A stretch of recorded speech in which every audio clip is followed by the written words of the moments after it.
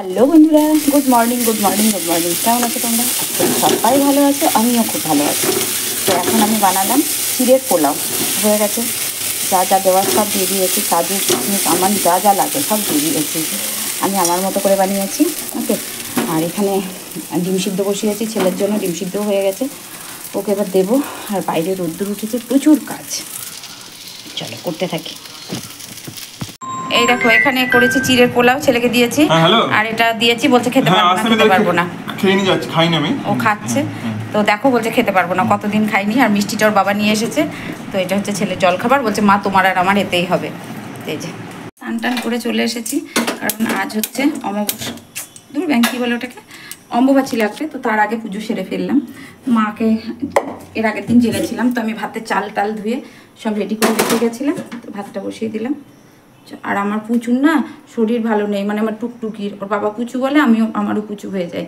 তো আমার টুকটুকি শরীর ভালো নেই, ওকে খেতে দিচ্ছিলাম, আমার বমি করছে খুব।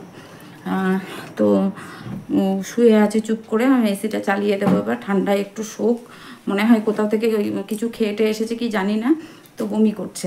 আর এই দেখো খাটের উপর জামা কাপড় পরে গোছাবো, কারণ রান্না বসিয়ে দিই। ছেলে বাড়ি আসবে, ও একটু বেরিয়েছে। তো আমার পুজো হয়ে গেল, পুজোটা করে নিলাম, এবার রান্না করব ঝটপট করে।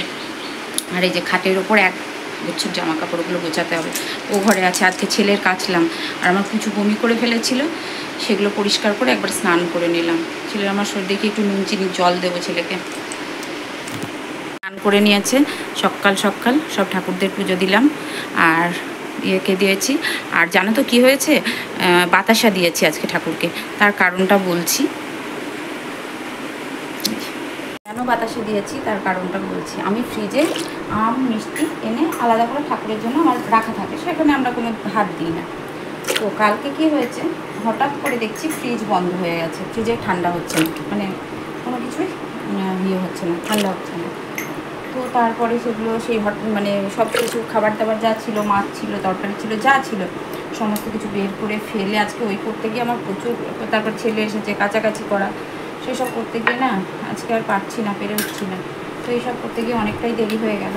তো সেই আম মিষ্টি যা গোবিন্দের জন্য রাখা থাকে, আমার বুকুর জন্য বা ঠাকুরের জন্য, বাবা ভোলানাথের জন্য রাখা থাকে, তো সেগুলো না সব মানে ঠেকা হয়ে গেছে, মানে ঠাকুরের সাথে সব ঠেকা হয়ে গেছে, এই আঁশের সাথে সব ঠেকা হয়ে গেছে। কারণ আমার ঠাকুরের জন্য আলাদা কোনো ফ্রিজ নেই, ওই ফ্রিজে একটা পার্ট আমি আলাদা করে রেখেছি, নিচের বক্সটা, তো সেখানে আমার গোপুর যত কিছু আমি ওখানে ইয়ে করে ফল টল আনলে ওগুলো থাকে। তো এটা হয়েছে ব্যাপার। তো যার জন্য আর কি করব, সে আর হলো না। তাই গোপুকে আজকে বললাম, বাবা দাঁড়াও এক সেকেন্ড, আমার না কাজের সময় ট্রাইপডটা খুঁজেই পাই না। দিয়েছি, এদিকে ভাত বসিয়ে দিয়েছি। আর যেমন দেখায় আমার ছেলেকে ঘরে নিয়ে যায়, এরকম এ সমানে চিৎকার করছে, পাপোশগুলো সব কেচে দিয়েছি। আর এই যে আমার ছেলে এখানে একটা দিয়েছি প্যান্ট। আসো বাবা ঘরে আসো, শোনা আসো, তোমার শরীর খারাপ যে, ঠান্ডাতে থাকতে হবে। ওকে একটু নুন চিনি জল দিলাম। আর এই যে বাসন ধুয়েছি, কেচেছি, প্রচুর জামা কাপড় কেচেছি, কলতলা পরিষ্কার করেছি। আসো আসো, চলে এসো বাবা, চলে এসো।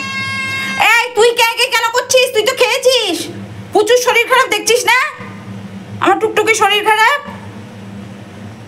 তো এই যে মাছ ভাজতে দিয়েছি। আর আজকে না রাত্রে ঘুমটা ঠিকঠাক হয়নি, তো গরমও লাগছে, আর কি মাছ আনলে না আমার খুব ভয় করে। আর এই আমার ছেলে এই 2 টুকরো করলে মাছ খায় না, ও 2 টুকরো করলে মাছ খেতে চায় না। বাবাকে বলি তুমি পাবদা মাছ আনলে গোটা গোটা আনবে, ঠিক আছে, ও তো কিছুতেই শুনবে না, সেই 2 টুকরো করে আনলে 2 টুকরো। মাছ আমার খুব ভয় লাগে, আর 2 টুকরো করলে আমার ছেলে খায় না পাবদা মাছ, যে কোনো মাছই, বাটা মাছ বলো পাবদা মাছ বলো, 2 টুকরো করলে আমার ছেলে খেতে চায় না। মাছটা করছি, মাছটা তেল ছেড়ে দিয়েছি চারিদিক থেকে, তো টমেটো পেস্ট দিয়েছি আর কিছু দিইনি। আর এখানে শস্য বেটে রেখেছিলাম কালকে, সেটাই দেবো। ভালো করে তেল ছেড়ে গেছে, এবার শস্য বাটাটা দিয়ে দেবো, দিয়ে তারপরে মাছটা দিয়ে ফুটিয়ে নামিয়ে নেবো। এদিকে ভাত হয়ে গেছে। আর এই যে আমার প্রচুর মন খারাপ করে বসে আছে, যে ছেলেটা এত চঞ্চল। পনির, এর মধ্যে দিয়েছি বাদাম বাটা, আদা পেঁয়াজ টমেটো, এই আদা না পেঁয়াজ নিরামিষ, পেঁয়াজ দিইনি, পেঁয়াজ রসুন বাদ দিয়ে টমেটো আদা কাঁচা লঙ্কা আর বাদাম পোস্ত, একটুখানি টক দই, এই দিয়ে পনিরটা করছি। আর ভীষণ গরম লেগে গেছে, হালকা একটু ভালো করে কষিয়ে নিই। কষিয়ে নিয়ে এখানে গরম জল বসিয়েছি, গরম জলটা দিয়ে দেবো। আর একটু তেল ছাড়ুক পনিরটা থেকে। আর মাছ করেছি, এই দুটো পদে এখন পর্যন্ত করতে পেরেছি, 2টো বাজে। ছেলে এনেছে বেগুনি, পকোড়া, কচুরি যেটা কালকে ছিল, আর এই যে এটা একটা ক্ষীরের চপ, আর এই যে শশা, পেঁয়াজ আর তেল দিয়েছি। এবার মুড়িটা মাখবো, মেখে সন্ধ্যাবেলা টিফিন। তো শুভ সন্ধ্যা সকলকে, শুভ সন্ধ্যা, শুভ সন্ধ্যা, শুভ সন্ধ্যা। আমি সন্ধ্যার পর থেকে না সন্ধ্যা জেলে ফেলেছি, মনে নেই, পরে মা ফোন করলো। তো যাই হোক, তো কান্তিবাবু খেয়ে বেরিয়ে গেল, ছেলে ঢুকলো বাড়ি। আর টিফিন মুড়ি ছেলে থাকলে একটু চপ টপ খাওয়া হয়, তাছাড়া বাড়িতে খুব একটা চপ ঢোকে না। কান্তিবাবু বাইরের খাবার একদম পছন্দ করে না, আনেও না, এই হচ্ছে ব্যাপার। চলো খেয়ে নিই। মা ছেলেতে খেয়ে চা বানিয়ে রেখেছি, চাটা খাবো, খেয়ে রাত্রে কী করবো কি জানি, বুঝতে পারছি না। আলু সিদ্ধ ভাত, ছেলে বলছে যা হবে হবে, আলু সিদ্ধ ভাত খেয়ে নিই। বাবা কী খাবে, বাবা তরকারি করতে হবে। এই যে এখন এসেছি রুটি বানাতে। তো রাত্রে রুটি করব 3টে, আর ভাত করা রয়েছে, অনেকটাই ভাত রয়ে গেছে, কারণ বাবাই বেশি ভাত খায়নি, অল্প একটু খেয়েছে, আমিও তাই, আমারও খিদে ছিল না, অল্প একটু আমরা মায়ের বেটাতে খেয়েছি, কান্তিবাবুও তাই। তো আমার ভাতটা প্রয়োজনের তুলনায় বেশি বানানো হয়ে গেছে।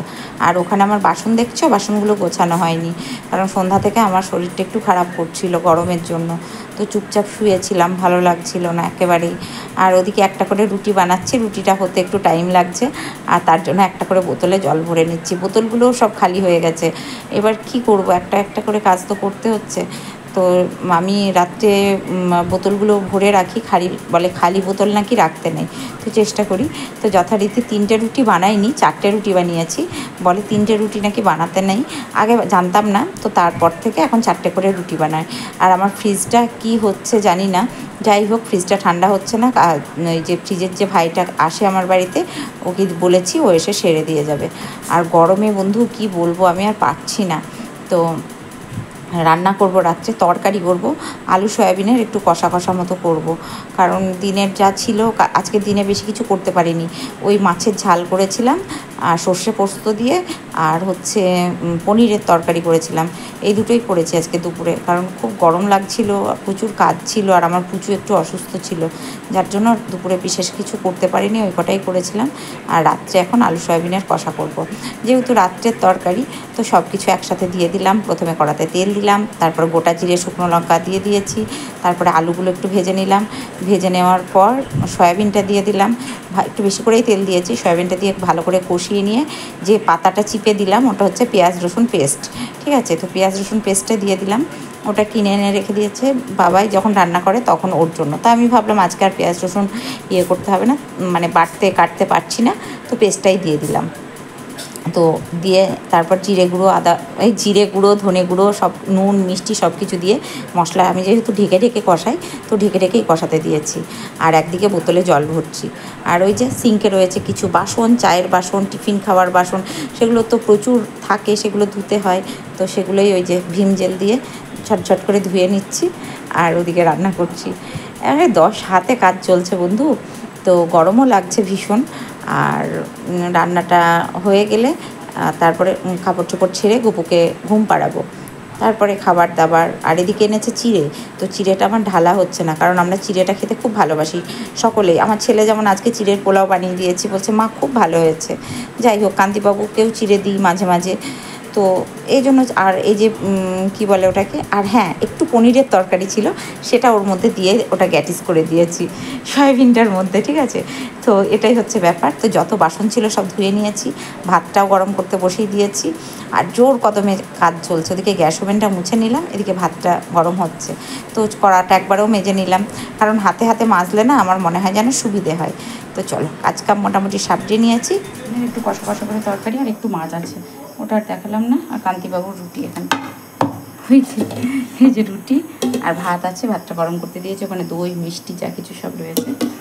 চলো, কমপ্লিট রাত্রে রান্না। তো সকলে ভালো থেকো, সুস্থ থেকো, ভালোবাসায় থেকো, আর প্লিজ প্লিজ প্লিজ আমাকে একটু সাপোর্ট করো। আর সকাল দুপুরের পর থেকে অনেক কাজ, আর সন্ধ্যাবেলা ইচ্ছে হচ্ছিল না যে আর রান্নাবান্নার দিকে ঝুঁকবো বা কিছু পারবো করতে। যাই হোক, আলটিমেটলি সব করতে পেরেছি, এটাই হচ্ছে সবথেকে বড় কথা। তো কমপ্লিট হয়ে গেছে রান্না। আর ছেলেকে খেতে দেবো একটু পরে, ও বাবা আসলে খেতে দেবো। গপুকেও ঘুম পাড়িয়ে দিয়েছি।